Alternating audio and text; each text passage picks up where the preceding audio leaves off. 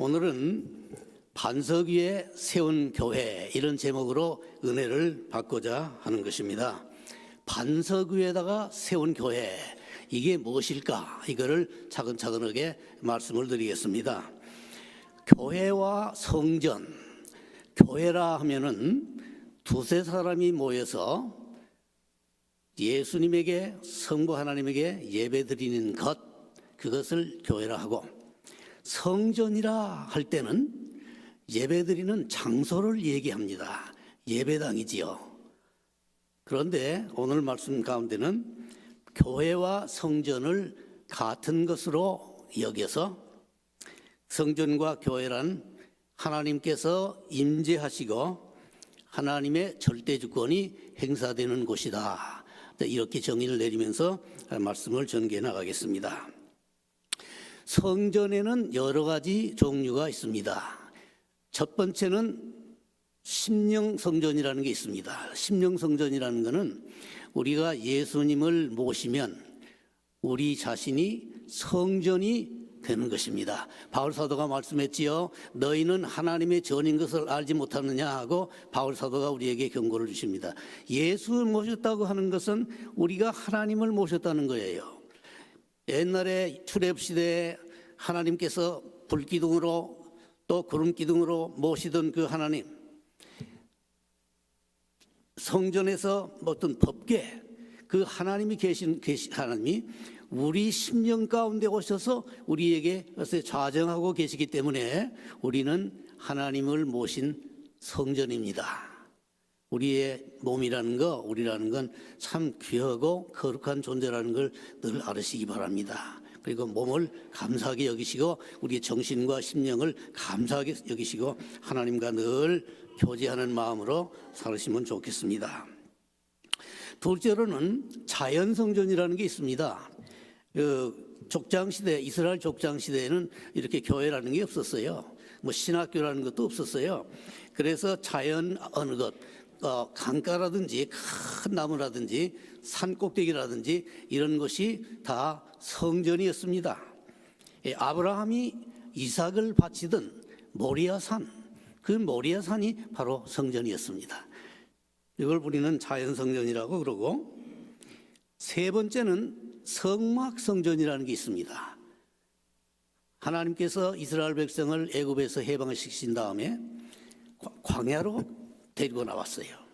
그래서 예배 드릴 때가 마땅치 않으니까 이제는 성막성전을 만들어서 성막을 짓습니다. 그래서 레위 족속들이 성막을 맡는 책임을 지고 거기서 예배를 드리는데, 성령이 임하신 증거는 그 이 성막 위에 늘 구름이 이렇게 기둥이 있고, 또 모세가 성막으로 들어가서 하나님을 배울 때는, 또 배우가 나올 때는 하나님의 빛이 얼마나 강렬하고 은혜스러운지 모세가 나올 때 그 은혜의 빛이 너무 강하기 때문에 이 성도들이 두려워했습니다.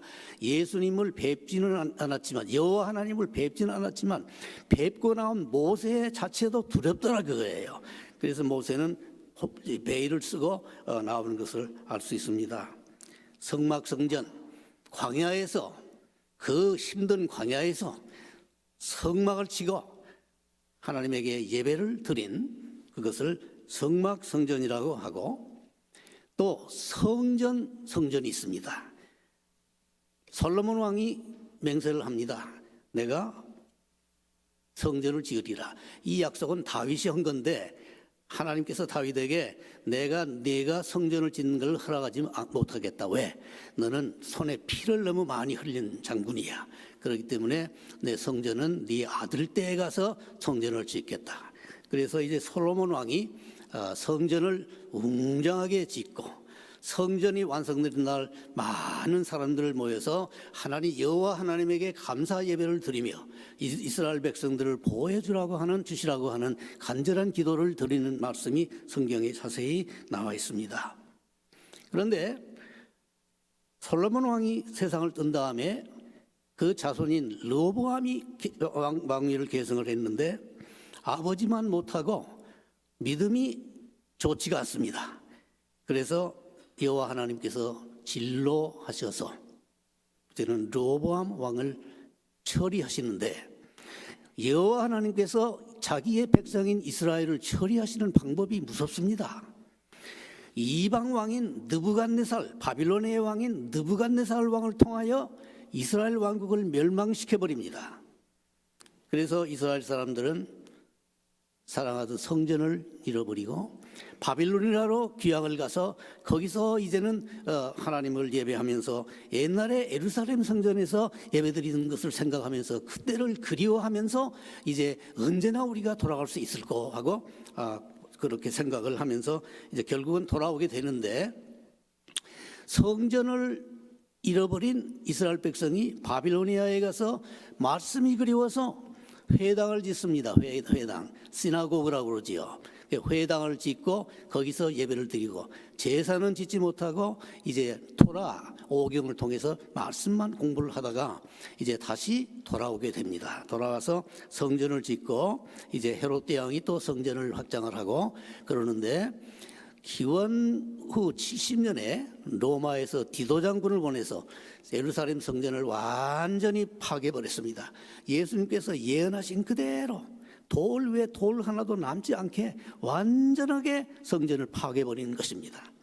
그래서 그때부터 이스라엘은 흩어져서 디아스포라, 세계에 흩어져서 이제는 시나고그를 중심으로 해서 예배를 드리는데, 이 교회 시대에도 유대인들은 성전에 모여서 토라를 생각하며 옛날을 생각하며 여호와 하나님을 생각하며 예배를 드립니다. 그것이 이 성전이라고 그러고, 이제 신약 시대에 오니까 신약 시대에는 교회 성전이다. 교회를 짓고 교회 안에서 우리가 예배를 드리는데, 바로 맥클린 장로교회가 성전의 대표적인 예입니다. 지방교회로 아주 훌륭한 교회입니다. 제가 여기로 와보니까 교회를 참 잘 지어놓으셨어요. 이 본당도 깨끗하고 파킹라도 보니까 깨끗하게 포장이 되고 아주 아름다운 교회를 하나님께서 선물로 주셨더군요. 하나님께 우리 감사드립시다. 네, 참 좋은 교회입니다. 재직들도 좋으시고 성도님들 참 마음에 들고 겸손하시고 다 좋습니다. 내 마음에 딱 들어요. 하나님 마음에 들으셔야 되지만 인간은 나에게도 많이 드는데 감사드립니다. 이런 교회에 와서 설교 말씀을 드린다는 게 참 기쁜 일입니다. 신학교의 성전과 더불어서 성전이 또 하나가 있는데, 하늘성전이라는 게, 하늘성전, 하늘의 성전이 있어. 지금도 부활승천하시는 하나님께서 보좌에 계시는 하늘성전이 있는데, 이 하늘성전을 뵌 분들이 있어요. 계시록 4장에 보면 반모섬에 있던 요한 사도가 성령에 감동되어 하늘나라에 들어올려가서 하늘 보좌를 봤다 보면서 거기에 새 영물들이 둘러싸여 있고, 인자 같은 영물, 사자 같은 영물, 소 같은 영물, 독수리 같은 영물, 천사들이 보좌를 쌓고, 또 24가 장로가 앉아서 그 하나님을 깊이 깊이 찬양하더라 하고는 그것을 요한 사도가 보았습니다. 그리고 우리가 잘 아는 스데반 집사님도 순교를 할 때인데, 그 스데반 집사가 연설을 합니다. 너희들이 구세주를 죽였다. 이 구세주는 창세기부터 쭉 나오는 이 귀한 분인데 너희들이 돌로 쳐 죽인, 그 십자가에 못 박혀 죽인 일장 연설을 하니까 유대인들이 듣고 화가 났습니다. 저놈을 죽여라. 그래서 돌로 들어서 돌로 스데반 집사를 쳐 죽이는데, 스데반이 죽을 무렵에 보니까, 눈을 들어 하늘을 보니까 하늘이 열리고 거기에 그리스도께서 서 계시더라. 그렇게 돼 있어요. 그리스도께서 앉아 계시더라가 아니고 그리스도께서 보좌 옆에 서 계시더라 그럽니다. 그러니까 순교하는 스데반 집사를 예수님이 환영하시는데 앉아서 환영이 아니라 서서 보고 계시더라. 그렇게 돼 있어요. 순교자들을 우리 주님께서도 귀히 여기시는 걸 알 수 있습니다. 그래서 여러분들이 예수님이 서서 여러분들을 환영을 원하신다면 순교를 하면 좋습니다. 근데 순교 힘드니까 나도 싫습니다. 피 흘리고 그러는 거. 그런데도 순교라는 것은 참 하나님이 주신 특별한 은혜예요. 은사를 받은 사람만 순교할 수 있습니다. 또 사도 바울이 하늘 성전을 봤는데, 사도 바울도 많은 고생을 했잖아요. 사람들이 바울을 돌로 쳐 죽이려고 그러고 무너뜨리고 때리고 발길로 차고 모욕을 하고 침을 뱉고 그러는데, 거의 죽을 무렵에 바울 사도도 하늘 성전을 봤습니다. 성전을 봤는데 그게 바로 낙원인데, 바울 사도가 이 성전을 본 다음에 너무너무 아름다워서 말로 형용할 수 없는 그 아름다움을 내가 보았노라 하면서 평생 자기가 본 하늘 성전을 사모하면서, 나는 산으로 올라가서 하나님과 함께 성전에 있는 것 좋지만은 너희들을 위해서 잠시 땅에 있겠다. 그러나 나는 아름다운 성전을 보았노라. 그러면서 바울 사도가 고생하면서 이제 사역을 할 때에는 그 비전, 한번 뵀던 그 비전이 너무 아름다워서 그 비전을 마음속에 새기고 어려움을 극복하고 끝까지 훌륭하게 충성하다가 결국은 순교까지 하는 그런 유명한 바울 사도의 얘기가 있습니다. 그리고 이제는 마지막에 우리가 기다리고 있는 영원 성전이라는 게 있습니다. 영원 성전은 주님께서 오셔서 재림하셔서 심판을 하시고, 심판이 끝난 다음에는 영원 성전으로 우리를 인도하시는데, 계시록에 보니까 새 하늘과 새 땅이 있고 새 예루살렘 성전이 하늘에서 내려오는데 신부가 곱게 단장한 것 같더라. 그리고 그 말씀에 보니까 그 하나님의 장막이, 성전이 사람들과 함께 있더라, 그렇게 돼 있어요. 이제는 하나님의 장막이 우리와 함께 있어서 우리가 하나님을 뵙고 고통과 눈물이 없는 그 아름다운 곳에서 이제는 하나님과 함께 이렇게 지내면서 우리가 영원히 살게 되는 것입니다. 이게 바로 성도의 소망입니다. 그래서 성전이라는 데는 이렇게 여러 가지 뜻이 많이 있는 것을 볼 수 있는데, 우리는 지금 지역교회, 지상의 성전에서 하늘의 성전이 내려오기를 기다리면서 지상에서 찬양을 드리고 말씀을 생각하고 지내고 생활을 하고 있는 것입니다.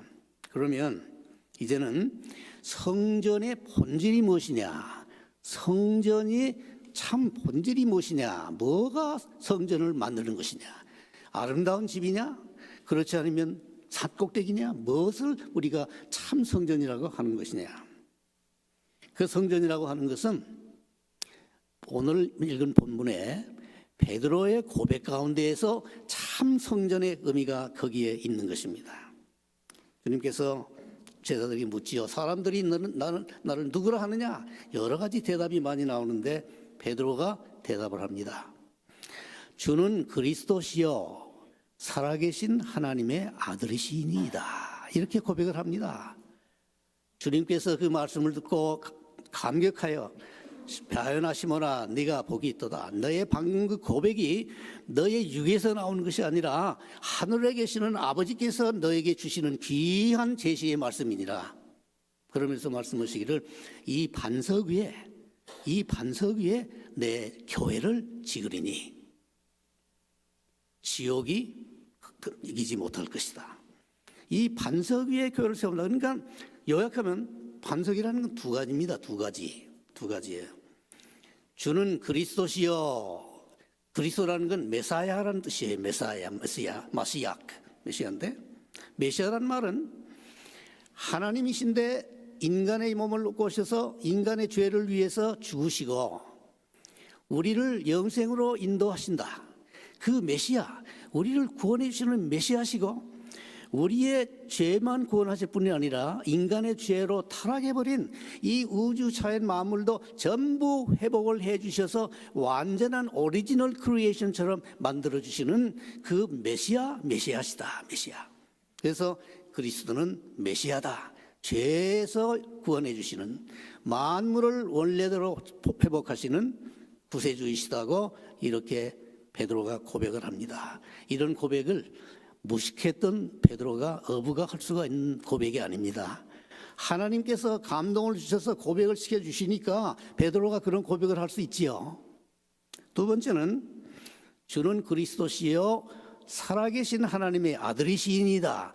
살아계신 하나님의 아들란 고백은 예수님은 성자시다. 성부, 성자, 성령 삼위일체 하나님이시다 하는 뜻이에요. 주는 하나님이십니다. 그런 뜻입니다. 예수가 완전한 하나님으로 믿어지시지 않으면 여러분은 아직도 정통 교인이 아니라는 뜻입니다. 여호와의 증인에서는 예수 그리스도를 성부와 동등한 하나님으로 믿지를 않기 때문에 이단이 되어 있는 것입니다. 그러니까 베드로의 고백은 주님은 완전한 메시아시요 완전한 신성을 갖추신 성부 성령과 동일한 하나님이십니다. 이 고백 위에 교회가 세워진 것입니다. 그러니까 누구든지 삼위일체를 부인하고 메시아성을 부인하면 그게 다 이단이 되는 거예요. 유대인들이 핍박을 받고 어려운 것은 오신 메시아를 알아보지를 못하고 십자가에 못 박혀 죽였기 때문에 사방에 흩어져서 핍박을 받고 살아가고 있는 거예요. 이들이 훌륭한 일도 많이 하지만 메시아를 알지 못하면, 예수님이 나를 살렸다고 하는 것을 알지 못하면 잘못 믿는 거예요. 또 예수님을 완전한 하나님으로 알지 못하면, 창조주 하나님으로 알지 못하면 그것도 이단이에요. 예를 들면 모르몬 교회가 있습니다. 모르몬 교회. 오늘도 이 벨트웨이를 이렇게 운전하고 오는데 한 가지 피하지 못할 건물이 하나 있습니다. 그 건물이 뭐예요? 보고 싶지 않아도 보여요. 너무 크게 잘 지어놔서. 그게 모르몬 교회입니다. 모르몬 교회. 그걸 보는 거예요. 그 모르몬 교회라는 게 뭐냐? 이런 얘기입니다. 무서운 얘기예요. 거기서요. 우리도 다 하나님처럼 될 수가 있다. 모르몬 교회에 따라와서 배우고 모르몬 교회의 규칙대로 살다 보면 우리 모두가 다 예수님처럼 된다 하는 그런 얘기예요. 다시 말하면 우리가 창조주처럼 된다 하는 그런 얘기예요. 우리는 피조물입니다. 우리가 천국에 가도, 영원 천국에 가도 피조물로서 하나님을 찬양드리는 것이지 우리가 예수님과 동격으로 버티는 거 아니에요. 모르몬 교회에서는 내가, 피조물인 내가 하나님과 같이 된다고 하는 것을 믿는 그런 생각인데, 마침 요즘에 뉴 에이지 무브먼트가 바로 그겁니다. 내가 하나님이 되겠다는 운동이 뉴 에이지 무브먼트예요. 그건 마치 사탄이 쟤도 지가 하나님이다, 나도 하나님같이 될 수 있다고 하는 그 교만심에서 하나님을 배반하다가 쫓겨났는데, 현대 사람들이 또 마귀의 길을 쫓아서 나도 하나님이다고 하나님을 버터는였는데, 그 사람들이 심판을 받아서 다 어디로 가겠습니까, 여러분? 우리는 하나님의 은혜로 구원받은 피조물이지만 하나님의 사랑을 받아 영원히 살고 기쁜 가운데 살아갈 수 있는 것입니다. 또 신학자들 가운데에서도 많은 신학자들이 예수님의 신성을 부인합니다. 리버럴 신학자들이 이제 그런 말을 하는데, 예를 들면 폴 틸릭이라고 하는 세계적인 신학자가 있습니다. 이분은 하버드 대학하고 시카고 대학 이런 데서 이제 신학을 공부하던 거물 신학자인데 예수님의 신성을 부인합니다. 무서운 일입니다. 또 칼 발트라고 하는 유명한 스위스 신학자도 예수님의 신성, 십자가의 피 이런 걸 다 부인합니다. 이런 분들이 유명한 신학자들이에요. 파넨버그라고 하는 젊은 신학자도 마찬가지고, 몰트만이라고 하는 독일 태생 유명한 신학자, 신학으로 유명한 분도, 이분도 The Mythologist라고 해서 성경에는 신화적인 요소가 너무 많으니까 신화를 다 떼버리고 우리는 역사적인 예수만 초점을 두고 예수님이 말씀하신 윤리에만 관점을 두어서 윤리적인 기독교를 만들어야 된다고 합니다. 여러분, 기독교는 윤리적인 기독교이지만 또 기적으로 가득 찬 기독교 아닙니까? 태초의 말씀으로 만유를 창조하셨다고 하는 그 자체가 기적이에요. 하나님이신 주님이 육신을 먹고 오셨다는 것도 기적이에요. 십자가의 피가 우리를 구원한다고 하는 것도 기적이에요. 예수님이 말씀하시니 죽은 자가 살아났다는 거 기적이에요. 하나님 말씀하시니 묘단강이 갈라지더라, 홍해가 갈라지더라, 다 기적이에요. 그리스도교는 기적의 종교입니다. 그렇다고 해서 이성을 무시하는 종교는 아니지만 기적을 부인하면 기독교는 없습니다. 우리가 죽어서, 내가 죽으면 내 몸은 땅으로 들어가지만 내 영혼은 올라가서 주님을 뵙고 주님과 함께 있는 그 기적이지요. 내 죽었던 몸이 주님이 다시 오실 때 천사장의 호령과 나팔소리로 호령할 때 이 죽었던 육신이 일어나는 거예요. 그 기적 아닙니까? 기적은 참 좋습니다. 이 기적을 부인하면 기독교는 없는 거예요. 근데 이런 유명한 신학자들이 예수님의 신성, 이런 기적을 다 부인하고 예수 그리스도를 윤리적인 종교로만 아는데 큰 문제가 되는 것입니다. 이 유명한 신학자들, 이 젊은이들, 머리 좋은 젊은이들이 이런 신학자들 밑에 가서 배우고 교단에 쓰니까, 그러니까 교회가 성장을 안 합니다. 교회에서는 하나님의 말씀을 전달하고 그리스도를 전달해야 되는데 신성을 말하지 아니하고 예수님 하나의 인간이라고 얘기하고 십자가를 부인하니 양들이 찾아와서 영의 갈증을 느끼고 찾아왔던 양들이 만족을 못하고 다 나가서 요즘은 메인라인 교회들이 줄어들고 성령 교회들이 일어나고 있는 거예요. 우리는 누구에게서 공부를 하고 누구에게서 배우고, 이런 면에서 여러분들이 앞으로 담임 목사님을 모시는데, 맥그린 장로교회는 장로교회 전통인 훌륭한 교회니까 그런 걱정은 없지만 여러분이 모시는 다음의 목사님을 여러분들이 잘 관찰하셔야 됩니다. 그분이 믿는 것이 무엇인가를 잘 관찰하셔야 돼요. 바르게 말씀을 전하지 않으면 양들이 잘못 먹고 이상한 데로 갑니다. 참 중요해요. 목사의 사명이라는 건 말씀을 바로 전하여 양들이 흩어지지 않게 하고 바른 길로 가도록 인도하는 게 목사입니다. 목사. 그러니까 이 두 가지를 제일 근본적인 사명으로 알고 이 목사님을 선택할 때 그걸 기준으로 하셔야 됩니다, 여러분. 잘생긴 목사님, 뭐 인물이 훤한 목사님, 이런 거 상관없는 사람이에요. 예, 못생기고 못난 사람이라도 말씀 잘 전하고 양들을 잘 쳐서 하나 인도하는 이런 사람이 좋은 목사예요. 내가 키가 좀 작다고 병이 오는 게 아니라 그런 뜻 아닙니다, 여러분. 말씀을 보라, 인간됨을 보라 이거예요. 목회자의 사명이 어떻게 되어 있는 것이며 목회 철학이 무엇이며 그것을 보시라, 그 말씀입니다. 12시까지 10분이 남아 있는데 제가 시간을 지키고 또 약속을 했으니까 약속을 지킵니다. 성경에 보면은 좋은 교회들이, 모범적인 교회들이 몇 개가 있는데 제일 먼저 나오는 게 마가의 다락방의 교회입니다. 마가의 다락방 교회는 뭐냐 하면은 예수님께서 부활하시고 40일 동안 지상에 계시고 열흘 동안 지상에 계시다가 승천하시고 열흘 만에 성령을 마가의 다락방에 내려주셨습니다. 하나님께서, 예수님께서 약속하신 성령을 마가의 다락방에 부어주니까 그 마가의 다락방이 성령이 충만해졌습니다. 성령이 임하시는데 바람같이 불같이 임했었습니다. 그래서 그 마가의 다락방이 성령이 충만하여 거기에 기도드리는 120분도가 성령 충만해졌습니다.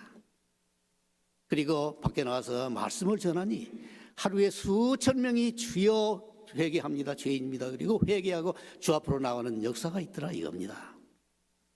바람같이 임하시는, 불같이 성령이 임하시는 그런 교회가 우리가 돼야 되고 맥그린 장로교회도 그렇게 될 수 있습니다. 우리가 원하면, 간절히 기도하면 그런 역사가 일어나야 됩니다.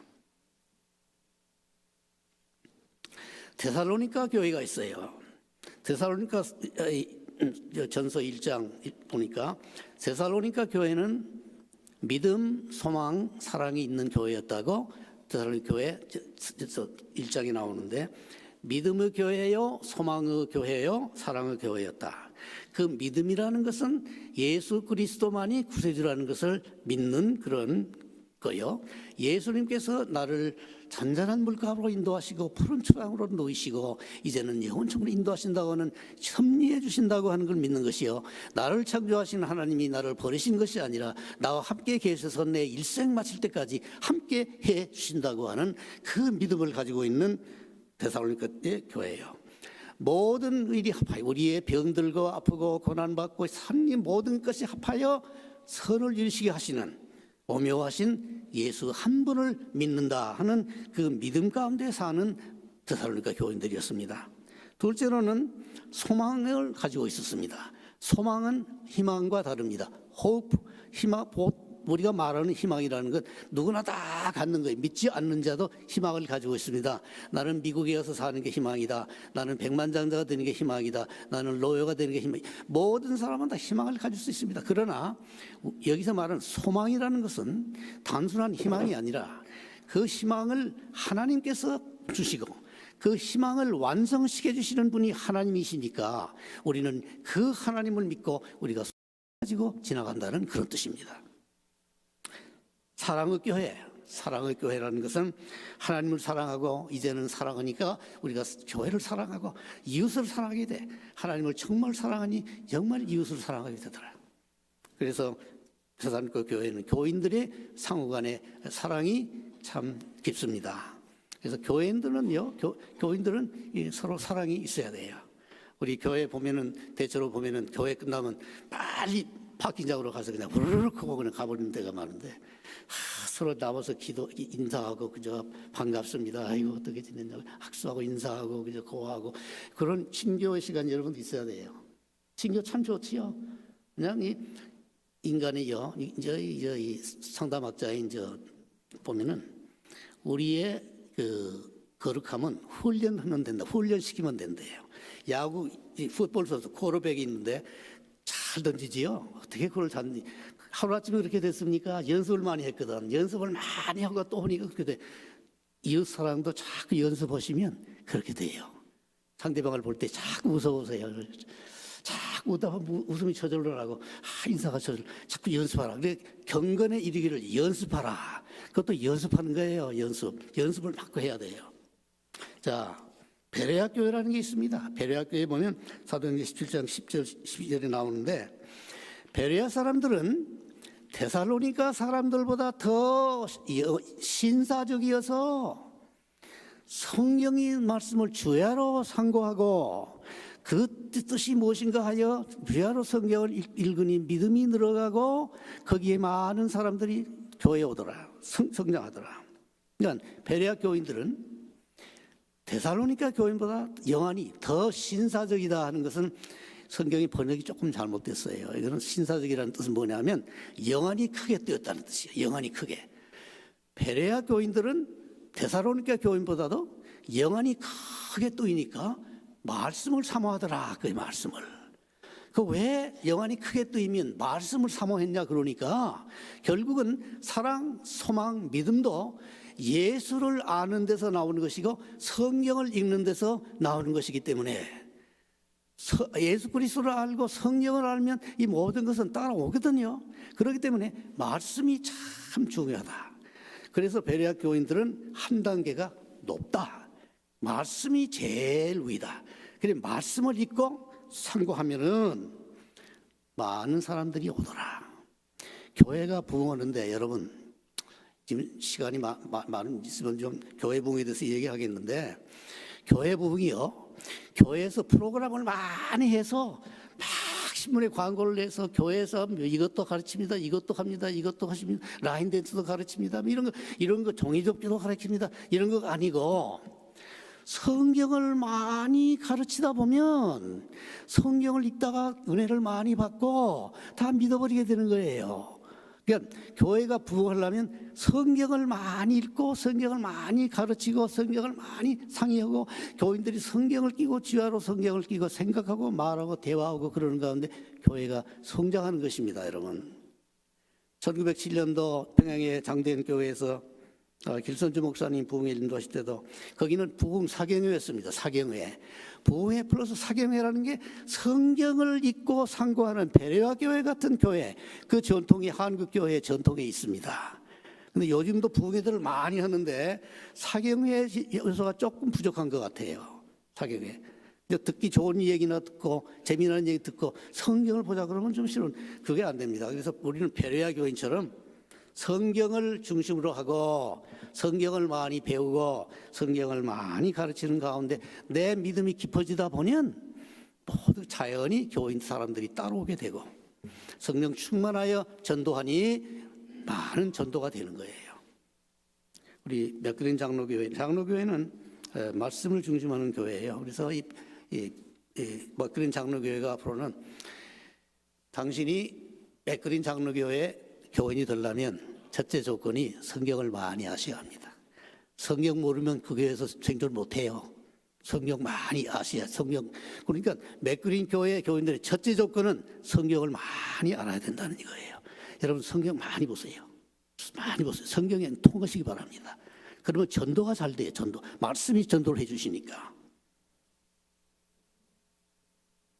그다음에 이제 안디옥 교회인데 이 안디옥 교회는 스데반 집사님이 순교를 한 다음에 기독교인들에게 핍박이 오니까 기독교인들이 전부 저 시리아, 지금의 시리아, 레바논 이런 데가 중요합니다. 시리아, 레바논은 테러리스트 전쟁 이런 거 그게 성서적으로 참 중요한 땅이에요. 안디옥이라는 게 지금 시리아 쪽에 있는 안디옥 교회예요. 거기에 모두 비난을 가서 거기서 하는데 안디옥 교회의 특징은 선교하는 교회입니다. 바울 사도와 바나바가 안디옥 교회에 있었고 안디옥 교회에서 바울과 바나바를 안수하여 선교사로 파송하니까 바울과 바나바가 나가서 지금 소아시아와 그리스에 있는 많은 신학 성경의 교회들이 참 안디옥 교회에서 파송된 이 선교사로 인하여 교회가 성장됐다는 걸 우리가 알아야 됩니다. 그래서 선교는 참 중요하다. 우리가 말씀 공부하고 서로 사랑하고 예배하는 중심 목적이 뭔가? 그리스도께서 주신 대사명, 너희는 땅끝까지 가서 복음을 전하라고 하는 전도를 위해서, 전도의 사명을 완수하기 위해서 교회가 있고, 교회에서 하나님 예배드리면서 전도자를 훈련시키는, 말씀과 능력으로 훈련시키는 게 교회이기 때문에 안디옥 교회는 참 중요한 교회고, 또 서문학 교회가 있습니다. 서문학 교회는 핍박받는 교회인데, 이 로마 시대에는 로마 황제를 숭배했어요. 로마 황제는 자기들이 하나님이라고 그랬거든. 그러니까 황제 숭배를 안 하면 죽였어요. 다 죽여요. 근데 서문학 교회는 하나님께서 참 사랑하는 교회예요. 계시록에서 소아시아의 7교회 가운데 칭찬받는 교회가 2교회, 빌라델피아 교회와 이제는 서문학 교회인데, 서문학 교회가 칭찬을 받는 이유는 신앙의 정조를 지켰다는 겁니다. 예수 그리스도를 끝까지 지키고 황제에 순종하지 않고 절하지 않고 절개를 지켰기 때문에 핍박을 많이 받아서 그 교회에 감독으로 계시던 폴리캅, 유명한 여러분 아시는 폴리캅 감독이 순환을 받습니다. 황제가 폴리캅을 잡아갑니다. 폴리캅, 두루니 자네가 황제를 숭배하지 않고 거절한다고 그러는데 왜 그러는가? 내 손에 자네의 목숨이 달려있는 걸 알지 못하는가? 내 앞에서 예수 그리스도를 한마디만 부인하면 내가 너를 살려줄 것이다. 폴리캅이 어떻게 대답을 했습니까? 황제여, 나는 황제를 사랑하고 존중합니다. 로마 제국을 사랑합니다. 그러나 나는 예수 그리스도를 사랑하고 예수 그리스도가 내가 90이 될 때까지 한 번도 배신한 일이 없는데 내가 왜 지금 그리스도를 배신해야 됩니까? 절대로 배신하지 못하겠습니다. 그리고서 폴리캅은 순교를 합니다. 순교를 해요. 참 좋지요. 현대교회에도 핍박이 많아요. 우리는 미국에서 핍박이 없는데 핍박이 많아요. 여러분 중동에서 보세요. 중동에서 예수 믿으면 여러분 목 잘라버려요. 사진 보셨지요? 목 자르는 거 무시무시해요? 목 자르는 거 싫어요. 목 잘라버려요. 북한에서 예수 믿으면 그 지옥 같은 수용소로 보내집니다. 중국에서도 가정교회를 보는 사람들이 많이 붙들려가서 노력을 하고 있습니다. 대환란 중에 이제 7년 환란이 올 텐데 대환란 중에 그리스도인에 대한 핍박이 많이 오고 있습니다. 여러분 텔레비전을 보시면 조심하셔야 될 게 있습니다. 지금 새로 일어나는 교회들이 무슨 얘기하냐 하면 7년 대환란이 오기 전에 믿는 사람들은 전부 공중으로 들어올려서 공중에서 혼인잔치를 하기 때문에 믿는 사람들은 환란 통과하지 않는다 그래요. 굉장히 파빌합니다. 환란 통과하지 않는다니까 파빌할 수밖에 없잖아요. 근데 성경에 그렇게 돼 있지 않거든. 성도가 환란 통과하게 돼 있단 말이에요. 여러분 나는 통과하지 않는다고 마음 놓고 있다가 핍박이 올 때 여러분 준비가 안 돼서 다 배반할 거예요. 그러나 환란 통과합니다. 여러분 핍박을 받으시죠. 좋습니다. 예수님 배반하지 마십시오. 이렇게 훈련을 받아놓으면 정말 어려울 때 폴리캅처럼 예수님을 배신하지 않냐고 다 하늘 백성이 될 수 있는 거예요. 여러분 핍박을 두려워하지 말고 여러분 나를 위해서 죽으신 그리스도를 위해서 내가 죽기까지 사랑하는 것을 우리가 할 수 있는 것입니다. 먹그린 장로교회는 오순절 다락방 같은 교회, 데살로니가 같은 교회, 또 서머나 교회, 또 이렇게 안디옥 같은 교회 이렇게 다 돼서 하나님의 영광을 돌리는 우리 맥그린 장로교회가 되도록 우리가 함께 노력하십시다. 잠깐 기도드리겠습니다.